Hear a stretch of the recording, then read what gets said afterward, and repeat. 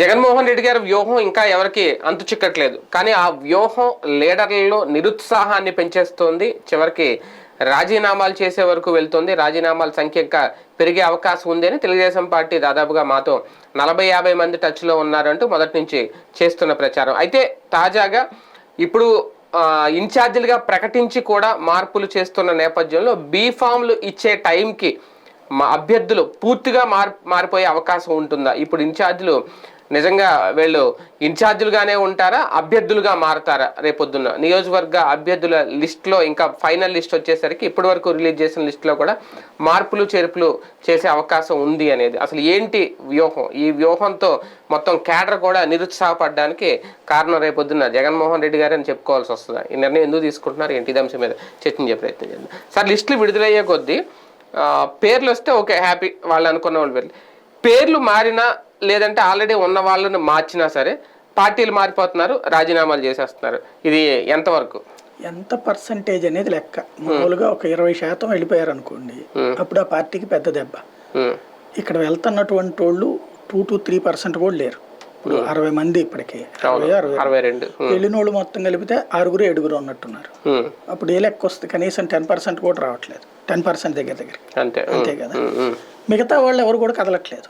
First basic లెక్క ఏంటంటే ఇట్లాంటి చోట్ల తిరుగుబాటు ఖచ్చితంగా ఉంటుంది. అసంతృప్తి. ఇప్పుడు తెలుగుదేశం పార్టీలో సీట్లు ఆశిస్తాను 2-3 కొట్టుకోవట్లేదు ప్రతి నియోజకవర్గం. జనసేనకి ఇస్తామన్న చోట తెలుగుదేశం వాళ్ళు తెలుగుదేశానికి ఇస్తామని ఇప్పటికే జరుగుతున్నాయి కదా. ఇప్పుడు మొన్న రెండే అనౌన్స్ చేస్తే బాబు ఎంత రచ్చ నడిచింది. అట్లాగే కేసీనేని చిన్నిందేస్తే కేసీనేని నాని ఇంట్లో గొడవ చేశాడు. అట్లాగే ఇక్కడ ఉంటాయి సహజంగా, లేకుండా ఎందుకు ఉంటాయి? ఉండాలి కూడా. లేకపోతే ఆ పార్టీ వేస్ట్ అని అర్థం. అది నియంత్రణతో పార్టీకి అయిపోయినట్టు. ప్రస్తుతానికి ఇది ఇంకా పరిణామక్రమంలో, అంటే మన ఆంధ్ర రాజకీయాలు తమిళనాడు తరహాకి మారుతున్నాం మనం. మామూలుగా మనకి ఆంధ్రాలో జరుగుతున్నది ఏంటంటే 10 ఏళ్లకు ఒకసారి ప్రభుత్వం మారుతుంది. మీరు చూస్తే రాజశేఖర రెడ్డి 2 టర్మ్స్ గెలిచాడు.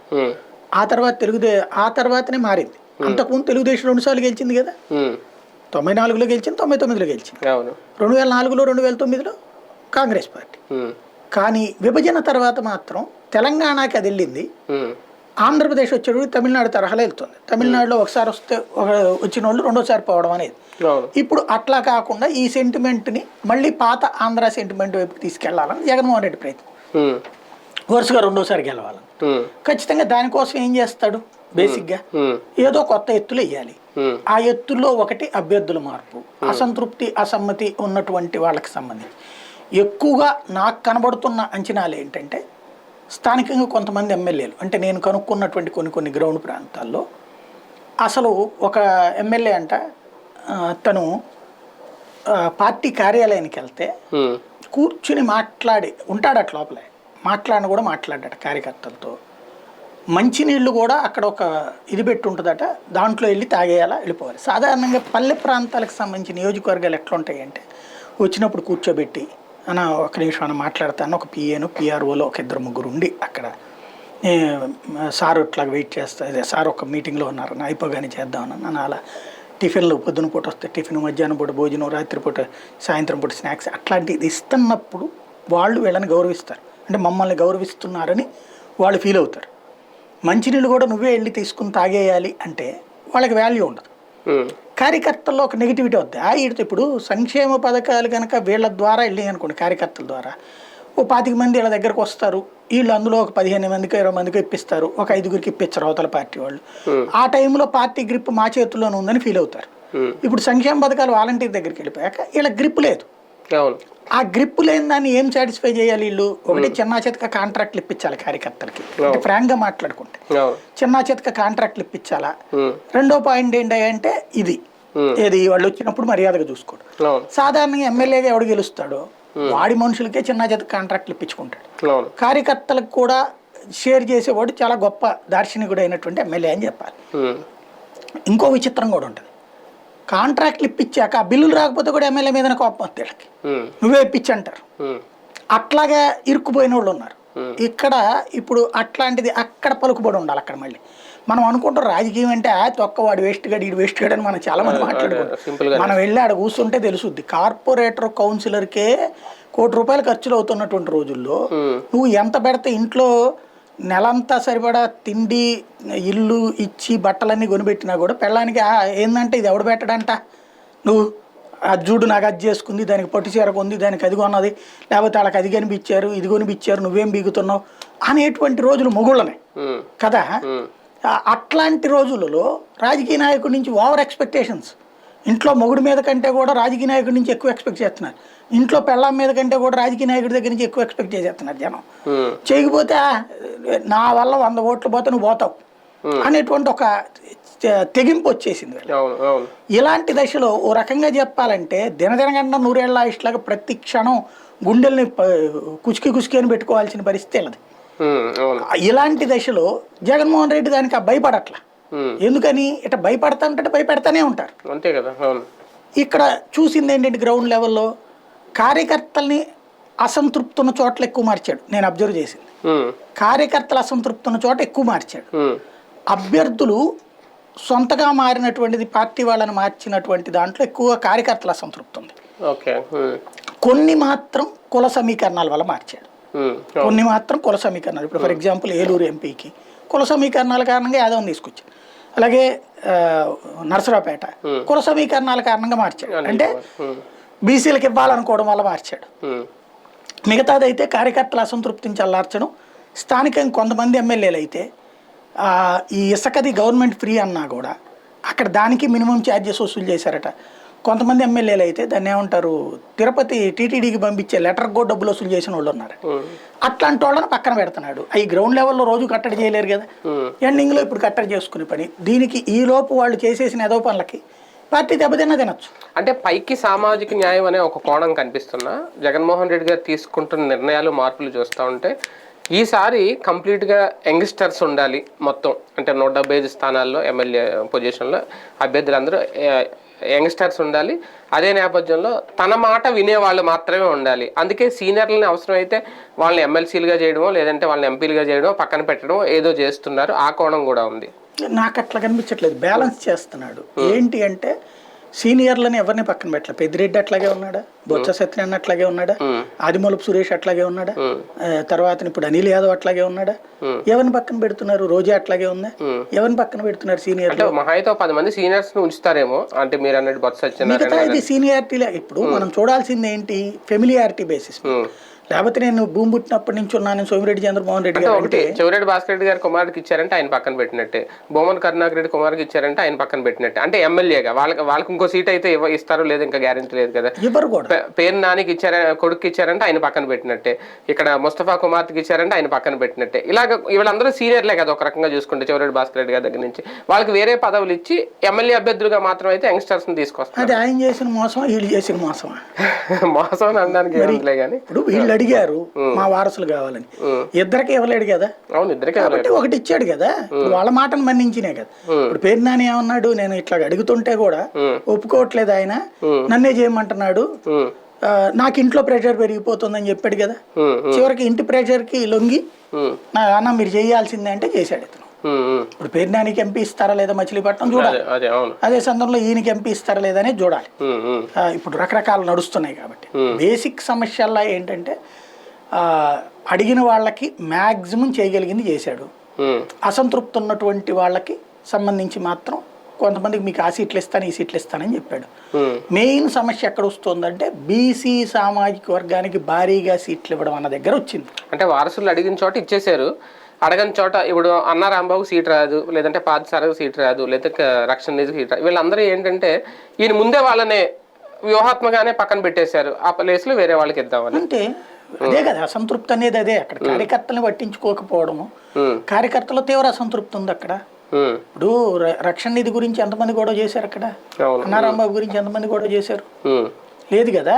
ఏదో వీళ్ళు ట్రై చేస్తే కూడా అంత పెద్ద ఇంపాక్ట్ రాలి, కానీ సంబరాలు చేసుకున్న వాళ్ళు ఉన్నారు అక్కడ.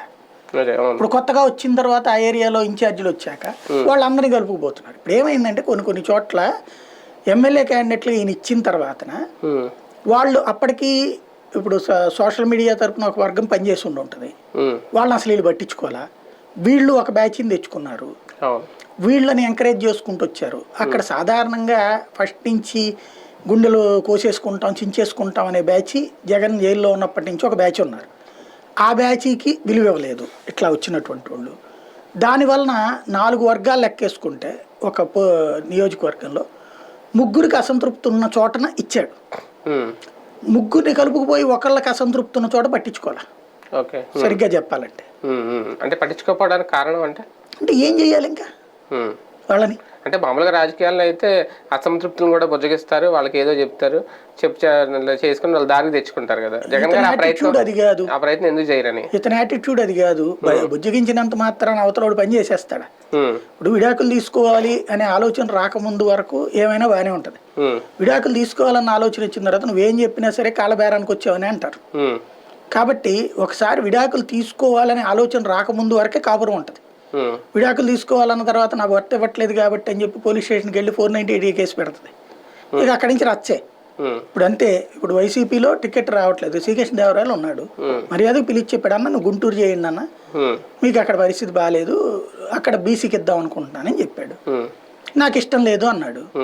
సరే ఆలోచించుకోండి అని చెప్పాడు. ఈలోపు ఆయన తెలుగుదేశంతో మాట్లాడుకున్నాడు. నరసరావుపేట నుంచినే తెలుగుదేశం ఇస్తుంది, రైట్, ఆయన అక్కడి నుంచినే ఉందాం అనుకున్నాడు. అప్పుడు తను నాకు ఇట్లాగ అన్యాయం చేశారు కాబట్టి అన్నాడు. అంతే కదా, దానికి ఏం చేయాలి జగన్? ఇప్పుడు పిలిచి కాళ్ళకి దండం పెట్టి అన్న నువ్వు లేకపోతే నా పార్టీ అయిపోద్దన్న అని చెప్తాడా? ఏ పార్టీ అని చెప్తుందా? జగన్మోహన్ రెడ్డి గారు తీసుకుంటున్న నిర్ణయాలు చూస్తూ ఉంటే టీడీపీ చెప్పింది నిజమేనా? మాతో 30 మంది టచ్లో ఉన్నారు, 40 మంది టచ్లో ఉన్నారని మొదటి నుంచి చెప్తూ వస్తున్నారు. ఇప్పుడు నిజంగా టచ్లో ఉన్న వాళ్ళని ఈయన పక్కన పెడుతున్నారు అనేది ఒకటి ఉంది. వాళ్ళు రాజీనామాలు చేస్తున్నా రేపొద్దున్న ఇమీడియట్గా వాళ్ళ రాజీనామాలు ఆమోదించి రాజ్యసభ విషయంలో దెబ్బ కొట్టాలనే వ్యూహం ఒకటి ఉంది అనేది నిజమేనా? అంటే ఇక్కడ ఒక టీడీపీ కూడా సరిగ్గా పాపం ఎక్స్ప్లోర్ చేయట్లేదు. 150 మంది టచ్లోనే ఉన్నారు వాళ్ళకి. ఏముంది, ఇప్పుడు రేపు అసెంబ్లీ నడుస్తుంది, వీళ్ళందరూ ఒకరినొకరు టచ్ చేసుకుంటారు కదా, మరి అది టచ్ లో ఉన్నట్టే కదా. అదే టచ్ అంటే రాజీనామాలు చేసిన వాళ్ళు టీడీపీలోకి వెళ్తున్నారు, ఎందుకు లేదు? జనసేనలో కూడా పోయారు, కాంగ్రెస్ లో కూడా పోయారుగా. మరి అప్పుడు టచ్ అంటే అక్కడ లేనప్పుడు వెళ్తున్నారు, అవకాశం లేనప్పుడు ఎందుకు లేదు? ఆళ్ళ రామకృష్ణారెడ్డికి ఇవ్వచ్చు కదా, అక్కడ ఎమ్మెల్సీ ఇస్తానంటే వద్దంటాడు ఆయన. వెళ్ళలేదు టీడీపీకి. మరి అదే ఎక్కడ జరిగింది? మరి వంశీకృష్ణ యాదవ్ ఎమ్మెల్సీ ఇచ్చారు కదా, ఇచ్చాక కూడా వెళ్ళాడు కదా. మరి అప్పుడు ఏం జరిగింది? ఆయనకి ఏమన్యాయం జరిగింది? ఇప్పుడు ఆయన పేరేంటి, జంగా కృష్ణమూర్తి ఉన్నాడు, ఆయన ఎమ్మెల్సీ ఇచ్చారు, వాళ్ళ అబ్బాయికి మళ్ళీ ఏదో జడ్పీవై చైర్మన్ ఏమో ఇచ్చారు. అయినా సరే నాకు ఎమ్మెల్యే ఇవ్వకపోతే పార్టీ అన్యాయం చేసినట్టు అంటే ఆయన ఆ సీట్ నాది అనుకుంటున్నాడు ఫస్ట్ నుంచి. ఎవరి కాళ్ళకి అప్పుడు త్యాగం చేశాను అంటాడు. ఎవరి కాళ్ళు అంతా అసలు జగన్ నేనే గెలిపించానని ప్రతి ఒక్కడు అనుకుంటాడు. జగన్ నా వల్ల మీరు అందరు గెలిచారు అనుకుంటారు. జగన్ ఏమని చెప్తున్నాడు? ఇంతకుముందు తను ఏదో ఇంటర్వ్యూలో కూడా చెప్పినట్టున్నాడు లాస్ట్ ఎలక్షన్స్లో. శ్రీశ్రీ పాయింట్ను ఒకటి కోట్ చేశాడు, ఉప్పెనలా ఎగసిపడ్డా నీదే, అధపాతాళానికి పడ్డా నీదే, నాయకుడిదే బాధ్యత. అంతే. రేపు జగన్ గెలిచాడు అనుకోండి, అన్నా నువ్వేనన్నా అంటాడు. కానీ ఈ లోకల్ అన్న నేను రా చేసింది ఇక్కడ 100 మంది నేను మాట్లాడాను అన్నాడు. ఎవడో చెప్పాడు, నాకు నవ్వు వచ్చింది. 300 మందికి ఓట్లు వేయించానన్నా నేను, ఇవాళ మాకు తగిన పని చేయట్లేదు జగను, కాబట్టి 300 ఓట్లు నేను చెడగొడతానన్నా అన్నాడు. మంచి తొందరగా ఓడగొట్టేసి అని చెప్పా. ఇప్పుడు ఎవడి కాడు ప్రతి ఒక్కడు కూడా నేనే గెలిపించాను అనుకునేవాడు, మరి అవతలోని కూడా గెలిపించచ్చు కదా. ఇప్పుడు గెలిపిస్తారేమో చూద్దాం. అది కూడా రాజీనామాలు వెనక జగన్మోహన్ రెడ్డి గారి వ్యూహం ఉందా? వీళ్ళందరూ రాజీనామాలు చేయడం, వాటిని ఇమీడియట్ గా ఆమోదించేసి నిజంగా రాజ్యసభ వ్యూహం ఉందా? ఇప్పుడు జగన్ దాంట్లో ఒకటి స్ట్రైట్ కనబడేది, అది కుచ్చితాలు కుతంత్రాలు చేస్తూ ఆ పెద్ద సీన్ చెయ్యడు తనకు సంబంధించి. తను సింపుల్ 2 ముక్కలు చెప్పాడు, ఏడాదిన్నర నుంచి చెప్తున్నాడు, మీకు ఇదిగో వీళ్ళ ప్రోగ్రెస్ రిపోర్ట్ బాగాలేదు, బాగా చదవండి అని చెప్పాడు. వీళ్ళు మాకు సరైన మాస్టర్ లేరని చెప్పారు. సరే మాస్టర్ని అరేంజ్ చేశాడు. వాళ్ళు చెప్పేది కూడా మాకు అర్థం కావట్లేదు అన్నాడు. ఒక స్కూల్లో అందరికి అర్థం కావు, తర్వాత తప్పుతారు. అంటే ఒకేసారి లిస్ట్ రిలీజ్ చేస్తే తిరుగుబాటు వస్తుందనా? విడతల వారీగా ఒక్కొక్కరి పేర్లు పక్కన ఏం లేదు. ఇప్పుడు నిజంగా ఏముంటది, నిజంగా ఎప్పుడో ఒక లిస్ట్ ఉంటే వీళ్ళందరూ సరిగ్గా పనితీరు బాగాలేదని, లేదంటే టీడీపీ టచ్ లో ఉన్నారని చెప్పి వాళ్ళని పక్కన పెట్టేస్తే అయిపోయేది కదా. ఎందుకు అవుతుంది? వాళ్ళకి అందరికీ ఆల్రెడీ తెలుసు ఎవరెవరికి ఏంటనేది. ఎప్పుడైతే ఈయన నీకు రాదు అని చెప్పడం బిగిన్ చేశాడో అప్పటి నుంచి వాళ్ళు అవతల టచ్ లో పోయారు కొంతమంది. అలా టచ్ లో ఉన్నటువంటి వాళ్ళల్లో వాళ్ళకున్న పెర్ఫార్మెన్స్ని బట్టి అలా ఉన్నోళ్ళని కూడా కొంతమందిని ఉంచాడు. కాబట్టి అక్కడున్న వాళ్ళ కెపాసిటీని బట్టి డెసిషన్ తీసుకున్నాడు ఈయన. ఇప్పుడు అక్కడ ఫైనల్గా చేస్తున్నది ఏంటయ్యా అంటే, రేపు పొద్దున రాబోయేటువంటి రాజకీయం జగన్ ఫేస్ మీద వెళ్తున్నాడు. సరిగ్గా చెప్పాలంటే Jagan face BC, SC, ST, minority సంక్షేమం, ఈ 5 అస్త్రాలుగా పోతున్నాడు. జగన్ అనే మనిషి ఈ 5 అస్త్రాలతో పోతున్నాడు. గెలుస్తాడా లేదా అనేటువంటి జనం డిసైడ్ చేస్తారు. ఇక దాంట్లో శషబిషలకు పోయి ఇది చేస్తే ఎట్లా అవుతుంది, ఇది చేస్తే ఎట్లా అవుతుంది అంటే ఇప్పుడు తెలుగుదేశం పార్టీ ఎన్నికల లిస్ట్ లాగే అవుతుంది. రోజుల తరబడి సాగుతూనే ఉంటుంది. రీసర్వేలు చేసుకున్నా లేదంటే మరొకసారి ఆ వ్యక్తి గురించి ఆలోచిస్తున్నా బీఫామ్స్ ఇచ్చే టైం కూడా ఇప్పుడున్న ఇన్ఛార్జీలు మారే అవకాశం ఉంటుందా? 100కి 99.9% ఉండదు, 0.01% ఉంటుంది. అదేంటి అంటే ఈ కొత్తగా వెళ్ళిన వాళ్ళు అక్కడ ఎమర్జీ కాలేకపోతే, కలుపుకి వెళ్ళలేకపోతే, అక్కడ ఓడిపోతారు అనుకుంటే అప్పుడు ఇంకొక రూట్ ఆలోచించవచ్చు. అది కూడా సర్వేల మీదే డిసైడ్ అయ్యి ఉంటుందా? నిర్ణయం డిపెండ్ అవుతున్నాడు. ఏ అభ్యర్థిని ఎక్కడ పెట్టాలి ఏంటి అనేది. మార్పులు చేర్పులు అయితే ఖచ్చితంగా ఉండే అవకాశం. రైట్, చూద్దాం. 5 లిస్టులు అయితే విడుదలైన, ఇంకా 6, 7 ఉంటాయా, 10 వరకు ఉంటాయా, లాస్ట్ ఫైనల్ లిస్ట్ ఉంటుందా? ఏది ఏమైనా జగన్మోహన్ రెడ్డి గారు తీసుకుంటున్న నిర్ణయాలు, అభ్యర్థులు నచ్చక చేస్తున్న రాజీనామాలు రేపొద్దున వైసీపీని ఎంతవరకు తీసుకెళ్తాయి, గెలిపిస్తుందా లేదంటే ఓడిస్తుందా చూద్దాం.